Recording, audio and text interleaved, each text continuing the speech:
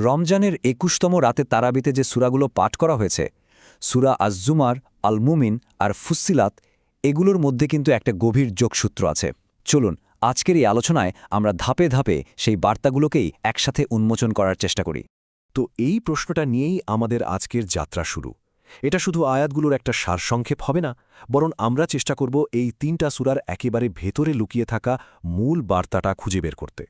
আমাদের আলোচনার একেবারে গোড়াতেই যে বিষয়টা আসছে সেটা হল সত্যকে গ্রহণ করা আর মিথ্যাকে আঁকড়ে ধরার মধ্যে যে বিশাল একটা ফারাক আছে সেটা বোঝা।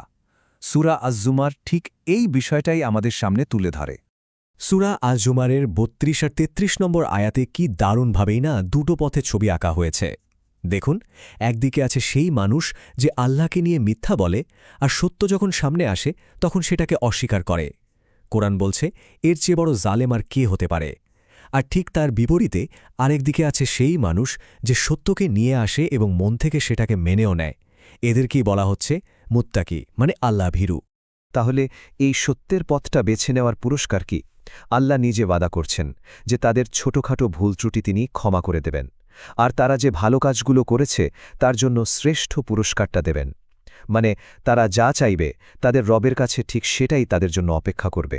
সত্য আর মিথ্যার এই দুটো রাস্তা দেখার পর আলোচনাটা আমাদের আরেকটা গুরুত্বপূর্ণ দিকে নিয়ে যাচ্ছে। সেটা হলো আল্লাহ কিভাবে তার নানা রকম নিদর্শন আর অসীম দয়ার মাধ্যমে মানুষকে সঠিক পথের দিকে ডাকেন। কোরআনের সৌন্দর্যটা দেখুন, এটা কিন্তু আমাদের চারপাশের খুব সাধারণ ঘটনাগুলোর দিকেই মনোযোগ আকর্ষণ করছে। যেমন আমাদের ঘুম, এটা তো এক ধরনের মৃত্যু, তাই না? আবার ঘুম থেকে জেগে ওঠাটা যেন একটা নতুন জীবন পাওয়া। কিংবা আমাদের রিজিক, যা কখনো বাড়ে কখনো কমে। অথবা এই যে রাত দিন, সূর্য চাঁদের আসা যাওয়া, এ সব কিছুই কিন্তু চিন্তাশীলদের জন্য এক একটা বিরাট নিদর্শন।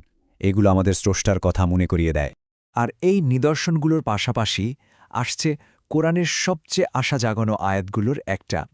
এটা একটা অসাধারণ ঘোষণা। আল্লাহ বলছেন তার রহমত থেকে কখনো নিরাশ না হতে। তার দয়া এতটাই বিশাল যে কেউ যদি সত্যি সত্যি তার দিকে ফিরে আসে তাহলে তিনি সব গুনাহ মাফ করে দিতে পারেন। তবে এখানে একটা জরুরি কথা আছে।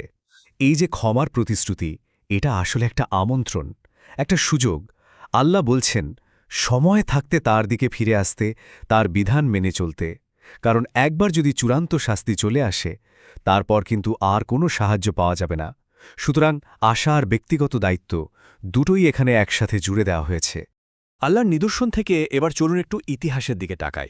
কারণ ইতিহাস আমাদের দেখায় অতীতে বিভিন্ন জাতি যখন সত্য আর মিথ্যার মুখোমুখি হয়েছিল তখন তাদের পরিণতি কি হয়েছিল। সূরা গাফিরে আমরা এমনই এক অবিশ্বাস্য সাহসী মানুষের গল্প পাই। ভাবা যায় ফেরাউনের মতো একজন অহংকারী প্রতাপশালী শাসকের নিজের রাজদরবারেই একজন মানুষ তার ঈমান লুকিয়ে রেখেছিলেন। আর শুধু তাই নয়, তিনি সঠিক সময়ে সত্য কথাটা বলার জন্য নিজের জীবনকে পর্যন্ত বাজি রেখেছিলেন। তার যুক্তিগুলো ছিল এক কথায় অসাধারণ।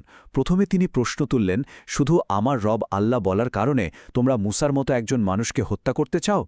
এরপর তিনি এমন এক অকাট্য যুক্তি দিলেন যা ফেরাউন আর তার সভাসদদের চিন্তায় ফেলে দিয়েছিল। তিনি তাদের দুনিয়া আর আখিরাতের বাস্তবতাটাও মনে করিয়ে দিলেন। তিনি বলছিলেন, আমি তোমাদের মুক্তির পথে ডাকছি আর তোমরা আমাকে ডাকছ আগুনের দিকে। আর তিনি শুধু মুখের কথা বলেই থেমে যাননি, তিনি তার জাতিকে চোখে আঙুল দিয়ে দেখিয়ে দিয়েছেন ইতিহাসের শিক্ষা। তিনি নূহ, আদ এবং সামুদ জাতির উদাহরণ টেনে এনেছেন, যারা আল্লাহর নবীকে অস্বীকার করার কারণে ধ্বংস হয়ে গিয়েছিল। এটা ছিল এক সরাসরি আর শক্তিশালী সতর্কবার্তা। সূরা ফুস্সিলাতে এই ঐতিহাসিক ঘটনাগুলো আরও পরিষ্কার করে বলা হয়েছে। যেমন আজ জাতি তাদের শারীরিক শক্তি নিয়ে খুব গর্ব করত, কিন্তু আল্লাহর পাঠানো এক প্রচণ্ড ঝড়ের সামনে তারা খড়কুটোর মতো উড়ে গিয়েছিল। একইভাবে সামুদ জাতির কাছে সত্যপথ দেখানো হয়েছিল, কিন্তু তারা সত্যের বদলে অন্ধ হয়ে থাকতেই পছন্দ করেছিল। ফলে তাদের ওপরও নেমে এসেছিল এক অপমানজনক শাস্তি। ইতিহাসের এই পাতাগুলো উল্টানোর পর আলোচনাটা এবার আমাদের একেবারে শেষ পরিণতির দিকে নিয়ে যাচ্ছে, অর্থাৎ বিচার দিবস এবং প্রত্যেক মানুষের চূড়ান্ত গন্তব্য। সূরা আজ-জুমার আমাদের সামনে বিচার দিবসের একটা জীবন্ত চিত্র তুলে ধরে। প্রথমে যখন সিংগায় ফুঁক দেওয়া হবে তখন আসমান জমিনের সবকিছু ধ্বংস হয়ে যাবে। এরপর দ্বিতীয় ফুঁক দেওয়ার সাথে সাথে সবাই আবার জীবিত হয়ে উঠে দাঁড়াবে বিচারের অপেক্ষায়। সেদিন প্রত্যেকের আমলের খাতা খুলে দেওয়া হবে আর চুলচেরা বিশ্লেষণ করে ন্যায় বিচার প্রতিষ্ঠা করা হবে। আর সেই কঠিন দিনে যে কি অদ্ভুত একটা ঘটনা ঘটবে তা বলা হয়েছে সূরা ফুসসিলাতে। মানুষের নিজের কান, নিজের চোখ, এমনকি নিজের শরীরের চামড়াও তার বিরুদ্ধে সাক্ষী দেবে। সেদিন সে যা যা করেছে তার অঙ্গপ্রত্যঙ্গই সেগুলো বলে দেবে। কোনো কিছু অস্বীকার করার কোনো সুযোগই থাকবে না। সবশেষে এই পুরো বিচার প্রক্রিয়ার পর দুটো দলের জন্য দুটো আলাদা রাস্তা খুলে যাবে। সূরা আজ-জুমার এই ছবিটা খুব সুস্পষ্টভাবে এঁকেছে। যারা অবিশ্বাসী ছিল তাদের দলে দলে জাহান্নামের দিকে নিয়ে যাওয়া হবে, আর যারা আল্লাহকে ভয় করে জীবন কাটিয়েছে তাদের পরম সম্মানের সাথে জান্নাতের দিকে নিয়ে যাওয়া হবে, যেখানে ফেরেশতারা তাদের সালাম জানিয়ে স্বাগত জানাবে। এই পুরো আলোচনাটা শেষে আমাদের প্রত্যেকের নিজেকেই একটা প্রশ্ন করার আছে। আমরা সত্য মিথ্যার পার্থক্য দেখলাম, আল্লাহর নিদর্শন আর ইতিহাসের শিক্ষা জানলাম, পরকালের বাস্তবতাও শুনলাম। এখন শেষ প্রশ্নটা হলো, যেদিন আমাদের নিজেদের অঙ্গপ্রত্যঙ্গই আমাদের বিরুদ্ধে সাক্ষী দেবে, সেদিন আমাদের কাজগুলো আমাদের সম্পর্কে কি বলবে?